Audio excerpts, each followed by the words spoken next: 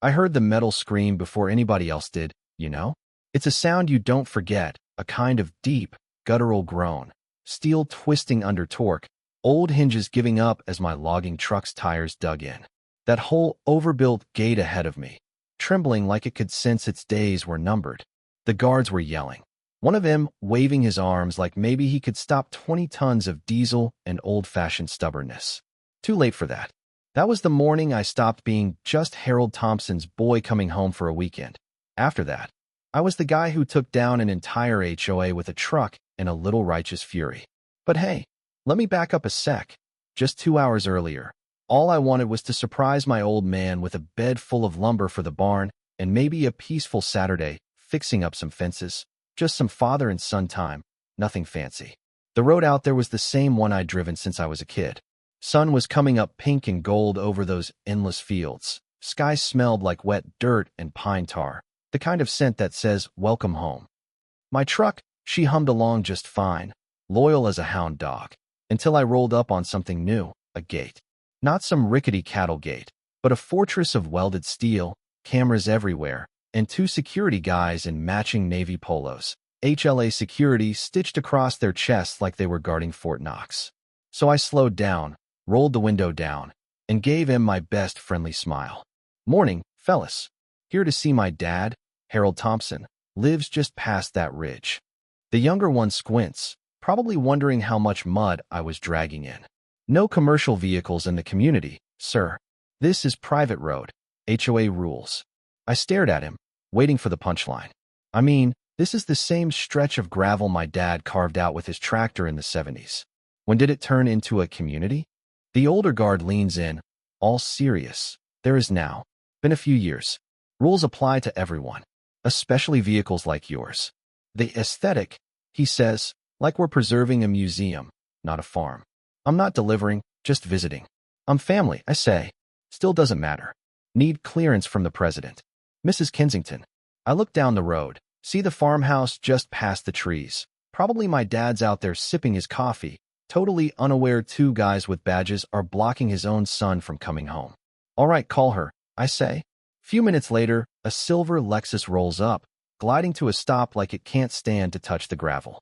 Out steps Martha Kensington herself, late 50s, pearls, blazer, the kind of woman who thinks the world works better when she's running it.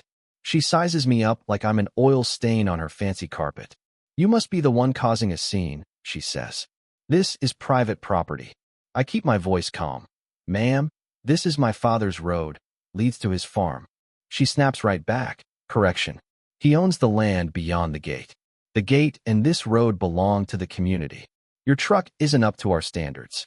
She says it like I'm some kind of criminal, standing on a road my family built with our own hands.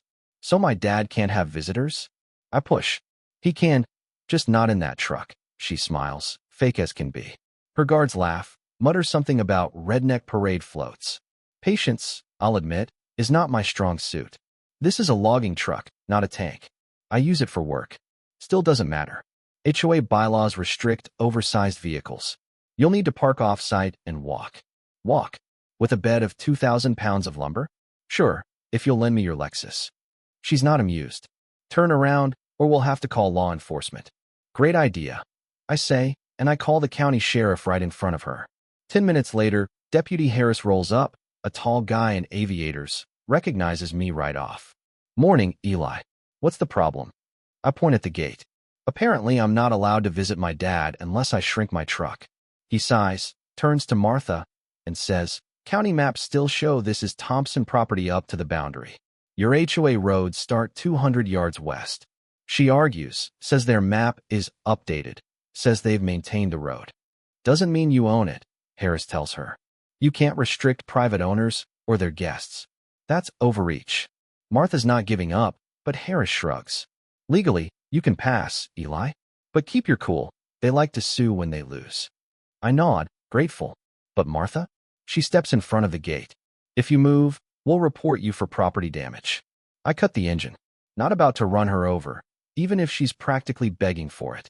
Harris says he'll file a report, sort it out legally. I drive away slow, wave at Martha. She thinks she's one.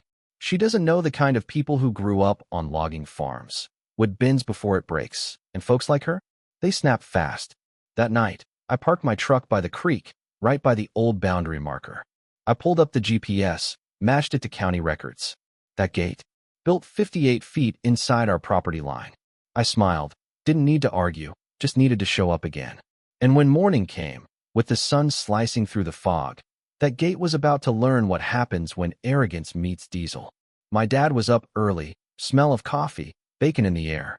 Heard you had a run-in with the gatekeepers, he said. I laughed, told him about Martha and her rules. He shook his head, started with trash bins, then paint colors, now walls. He slid a yellow deed across the table. From 77. Your mom made me keep it for a day like this. I checked it, the property line, the road, all ours. They built it on your land, I said. Yep, he grunted. Told him last year. Called it a clerical error. Sent me a letter about my rooster instead. Right then, Martha rolls up in that Lexus, clipboard in hand. Mr. Thompson, I'm here to deliver a formal violation notice. My dad unfolds it. $500 fine for obstruction and noncompliance. Your guest attempted forced entry. It's public safety, she says. I step up.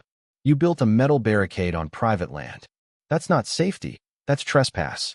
She starts spinning legalese, claims the HOA annexed the road in a community improvement packet nobody ever signed. My dad just grins. Ma'am, you built your gate 58 feet onto my land. Martha blinks, caught off guard. We measured. GPS and county maps don't lie. She fumbles, tries to regain control. If you touch that gate, you'll be sued. Good. I say, we'll counter for illegal encroachment. Local news will love it. She storms off, but I can see the crack forming. By noon I had drone footage, time-stamped photos, printed deeds. Deputy Harris swung by, confirmed it. You can file for removal. Just stay calm. Don't break anything yet. My dad laughed. That gate's not gonna last the week. Harris winked. What happens on private land stays on private land. I spent that night planning. GoPros hidden in fence posts, drone batteries charged, every document ready. At sunrise, I texted the neighbors, if you're tired of fines, come watch. Bring your phones. By the time my truck rumbled down the drive, half a dozen folks were there. Tom and his wife, the Millers, even the quiet schoolteacher who got fined for a pink mailbox. All of them with their phones up, silent, expectant. The guard stepped out, already nervous, radios buzzing. You can't drive through here. You already called the sheriff? I asked. He'll be here for the show. The silver Lexus appeared, Martha hollering. Eli Thompson, you're making a mistake. I leaned out. So did you, building that gate here. She threatened legal action. I shifted into low gear, grinned at my dad. He nodded, calm as a man who's waited years for this. I put my foot down. Diesel engine roared, steel gate screeched, and with a crash that echoed for miles, the whole thing buckled and collapsed. The crowd cheered. Someone yelled, about time. I cut the engine, stepped out, and for the first time in years, the road was clear. Martha sputtered. You vandalized community property. No, I removed trespassing debris, I said. Dad tapped the fallen metal. Looks better open. Even the guards walked off the job, badges tossed aside. Sheriff Harris showed up, gave the scene a look, then shrugged. Looks like gravity won. Martha tried one last time to get me arrested. Harris just shook his head. Gates on Thompson land. You're lucky he didn't charge you for dumping. The crowd laughed. Martha drove off in a cloud of dust, her power finally slipping away. By lunchtime, video of the showdown was everywhere. Local Facebook pages, news feeds, folks in 3 counties talking about the gate incident. My dad grinned, watching it on my phone. You're famous, he said, biting into his sandwich. That poor gate never stood a chance. I just smiled. If going viral is what it took to get the truth out, so be it. But Martha wasn't done. She came back, new fines for the whole neighborhood, desperate for control, $500 for anyone who cheered, $1,000 for defamation, $300 for non-payment. That just made people angrier. Old letters, receipts, stories of how she fined people for mailbox colors and bird baths. Suddenly everyone was talking, sharing, standing up. Their lawyer called me. What'll it take to settle? I said, dissolve the HOA. Give control back to the landowners. No more fines, no more fake rules. He hung up without answering. Next thing I know, county surveyors and news crews show up, official measurements, photos, interviews. They confirm it all. Gate 58 feet inside our line. That afternoon, county workers haul off the last of the wreckage. Martha screaming at bulldozers, captured forever in a viral meme. A letter from the county attorney lands on my porch. HOA license suspended, land returned to private hands. By then, half the board had resigned. My father just laughed, handed me the local paper. Local man crushes HOA. Literally and legally. The days after felt lighter. The neighbors came by with food, stories, even apologies. I rebuilt the gate. Thick oak, no lock. Just a reminder that respect is better than rules. Martha returned one last time, sunglasses hiding her eyes, looking at what we'd built. You made me a joke, she whispered. You did that yourself, I told her. She didn't argue, just left, slow and defeated. By the end of the week, the farm was alive again. Potlucks, laughter, people helping one another. No rules but respect, no power but what you earn. The new gate stood wide open, welcoming instead of dividing. So, here's my question for you. What would you have done if someone built a wall across your family's road? Would you have fought, or let it slide? Drop your thoughts down below. Share your stories about standing up for what's right, or when you wish you had. Because the truth is, sometimes it takes a little noise, a lot of courage, and maybe a diesel truck to remind people that freedom isn't given by boards and bylaws. It's earned every time you refuse to back down. If you've ever tangled with an HOA or fought for your land, tell me about it. Was it worth it? And what would you have done different?